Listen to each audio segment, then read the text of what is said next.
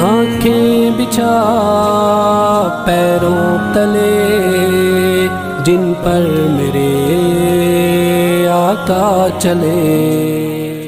والسلام نے اللہ تعالیٰ سے فریاد کی تھی ربنا وابعث فیہم رسولا منہم یتلو علیہم آیاتک ویعلمہم الکتاب والحکمہ ویزکیہم انک انت العزیز الحکیم. کہ حضرت ابراہیم علیہ السلام نے دعا کی ہے میرے پروردگار کہ انہی میں سے ایک رسول بھیج جو تیری آیات تلاوت فرمائیں وَيُعَلِّمُهُمُ الْكِتَابَ وَالْحِكْمَةَ ان کو کتاب اور حکمت کی تعلیم دیں وَيُزَكِّيهِمْ اور ان کا تزکیہ کریں.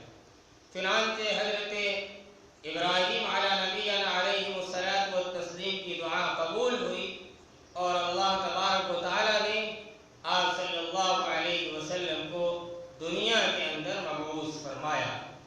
آپ صلی اللہ علیہ وسلم دنیا کے اندر تشریف لائے تو اس کا تذکرہ پھر سورہ جمعہ کے اندر اس انداز میں کیا گیا ہے کہ هو الذی بعث فی الامیین رسولا منہم یتلو علیہم آیاتہ ویزکیہم ویعلمہم الکتاب والحکمہ وإن كانوا من قبل لفی ضلال مبین.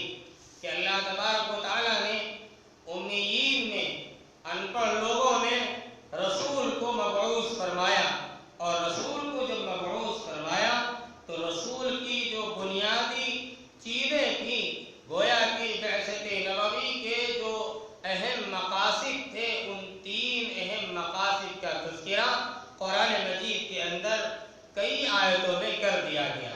سب سے پہلے اللہ کے رسول صلی اللہ علیہ وسلم کو حکم دیا گیا یتلو علیہم آیاتی کہ اپنی یہ جو قرآن مجید کی آیات دی گئی ہیں ان آیات کو ان کو پڑھ کر سنائیں.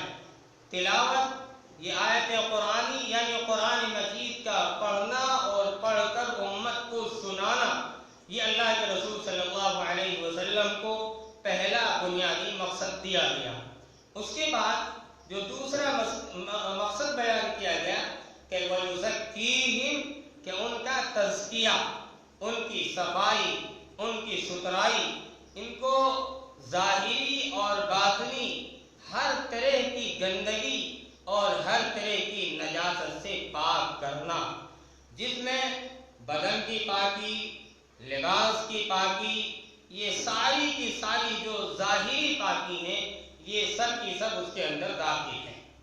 اور اس کے بعد پھر جو عقائد ہیں عقائد اعمال اخلاق عادات ان کی پاکیزگی گویا کہ یہاں پر تزکیے کا حکم دیا جا رہا ہے کہ جو ان کے دل گندے ہو گئے تھے دلوں کے اندر جو خدورت بھری ہوئی تھی جو گندگی جو آلودگی بھری ہوئی تھی اس کو پاک اور صاف کیا جائے. اور سب سے بڑی چیز یہ کہ جو شرک کی گندگی تھی شرک کی نجاست ان کے اندر پیوست ہو گئی تھی جو معبودان باطل کے سامنے جھکتے تھے معبودان باطل کی عبادت کرتے تھے ان کے سامنے گریہ وزاری کرتے تھے ان کے عقائد کو ان کو پاک کرنا ان کے عقیدے کو پاک اور صاف کرنا بالکل ستھرا بنا دینا یہ اللہ کے رسول صلی اللہ علیہ وسلم کو دوسرا مقصد دیا گیا جس کو قرآن نے وَيُزَكِّيهِمْ سے تعبیر کیا ہے. اس کے بعد يُعَلِّمُهُمُ الْكِتَابَ وَالْحِكْمَةَ تیسرے نمبر پر تعلیم کتاب اور حکمت کا حکم دیا گیا. یہ جو تینوں چیزیں ہیں یہ تینوں چیزیں امت کے لیے انعامات بھی ہیں اور رسول اللہ صلی اللہ علیہ وسلم کی بعثت کے مقاصد بھی ہیں. یتلو علیہم آیاتی تلاوت کے اصل معنی کیا ہے؟ تلاوت کے اصل معنی اتباع اور پیروی کے ہیں. اصطلاح میں جب یہ لفظ بولا جاتا ہے تو اس لفظ کو کلام اللہ کے پڑھنے کے لیے استعمال ہوتا ہے اور آیات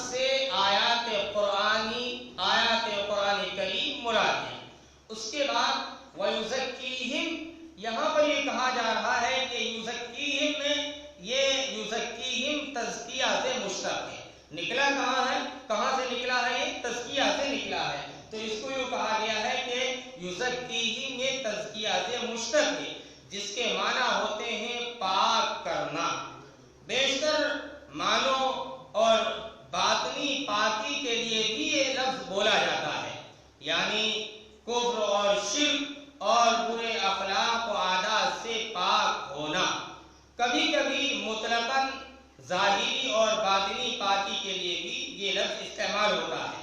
युअल्लिमुहुमुल किताब वल हिकमा, किताब से तो बता दिया कि मुराद कुरान करीम है, हिकमत से क्या मुराद है? तो हिकमत से कहा जाता है वो तालीमात नबवी और हिदायत हैं जो रसूलुल्लाह सल्लल्लाहु अलैहि वसल्लम से कौलन अमलन साबित हैं। इसीलिए बहुत से मुफस्सिरीन हजरात ने ये बात बयान की है कि यहाँ पर हिकमत की तफसीर सुन्नत से फरमाई गई है। तो अल्लाह के रसूल सल्लल्लाहु अलैहि वसल्लम के जो 3 बुनियादी मकासिद थे, वो 3 बुनियादी मकासिद हजरत इब्राहीम अलैहिस्सलाम की दुआ में भी बयान कर दिए गए। और इसी तरीके से जो मैंने आयत, जिसको मैंने अपना मौजूद इस आयत को बनाया, इस आयत के अंदर भी बयान कर दिए गए। इसी तरीके से अल्लाह तबारक व तआला ने एहसान फरमाया उम्मत मुहम्मदिया सल्लल्लाहु अलैहि वसल्लम पर, और क्या फरमाया? लक़द मन्नल्लाहु अलल मुमिनीन इज़ बअस फ़ीहिम रसूलन मिन अनफुसिहिम यतलू अलैहिम आयाति व युज़क्कीहिम व युअल्लिमुहुमुल किताब वल हिकमा व इन कानू मिन क़ब्ल लफ़ी ज़लालिन मुबीन। इस आयत के अंदर भी अल्लाह तबारक व तआला मुमिनीन के ऊपर एहसान जता रहे हैं कि हमने तुम्हें एक रसूल बर्पा किया, मिन अनफुसिहिम, तुम्ही में से, यतलू अलैहिम आयाति, जो आयात तुम्हारे ऊपर तिलावत करता है, पढ़ के सुनाता है, व युज़क्कीहिम, और तुम्हारा तज़किया करता है, व युअल्लिमुहुमुल किताब वल हिकमा, तुम्हें किताब और हिकमत की तालीम देता है। गोया कि अल्लाह के रसूल सल्लल्लाहु अलैहि वसल्लम दुनिया के अंदर मबऊस हुए। आप सल्लल्लाहु अलैहि वसल्लम ने बचपन का ज़माना गुजारा, जवानी का ज़माना गुजारा, और उसके बाद फिर दूसरे मराहिल आए। फिर अल्लाह के रसूल सल्लल्लाहु अलैहि वसल्लम का एक मरहला ऐसा आया कि आप सल्लल्लाहु अलैहि वसल्लम को अल्लाह तबारक व तआला ने नबूवत से सरफराज किया, और नबूवत से सरफराज किया अल्लाह तबारक व तआला ने आपको, तो आपके ऊपर बहुत सारी जिम्मेदारियां डाल दी गई। उन जिम्मेदारियों में से सबसे अहम और बुनियादी जिम्मेदारी जो कुरान की शक्ल में अल्लाह के रसूल सल्लल्लाहु अलैहि वसल्लम को दी गई, उसको आप सल्लल्लाहु अलैहि वसल्लम, जैसे ही आप सल्लल्लाहु अलैहि वसल्लम पर कोई आयत नाजिल होती थी, आप सल्लल्लाहु अलैहि वसल्लम सहाबा के दरमियान उन आयात को तिलावत फरमाते थे।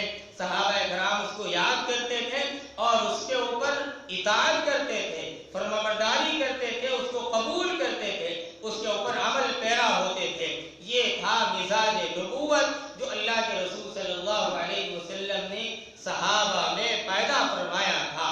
और फिर अल्लाह के रसूल सल्लल्लाहु अलैहि वसल्लम का इस दुनिया के अंदर आना, खातमुन नबिय्यीन के हैसियत से आना, आखिरी नबी की हैसियत से आना, और फिर एक शरीयत का छोड़ना, और उस शरीयत के मुताबिक इंसानों को हुक्म देना कि तुम भी तिलावत कुरान करो और अपने अपने नुफूस का तज़किया करो, अपने कुलूब का तज़किया करो। इसलिए कि जो कुलूब हैं, जैसा कि ज़माने जाहिलियत में जब अल्लाह के रसूल सल्लल्लाहु अलैहि वसल्लम की बैसत नहीं हुई थी, ईसा अलैहिस्सलाम को आसमान पर उठा लिया गया था, तो लोगों के दिल गंदे हो गए थे, लोगों के दिलों के ऊपर जंग लग गया था। तो वहां पर पहले ही अल्लाह के रसूल को हुक्म दिया गया कि इनके दिलों को साफ कीजिए, कुफ्र से साफ कीजिए, शिर्क से पाक कीजिए, इनके ज़ाहिर को भी पाक कीजिए, बातिन को भी पाक कीजिए। यही हुक्म आज भी उम्मत मुहम्मदिया को दिया जा रहा है।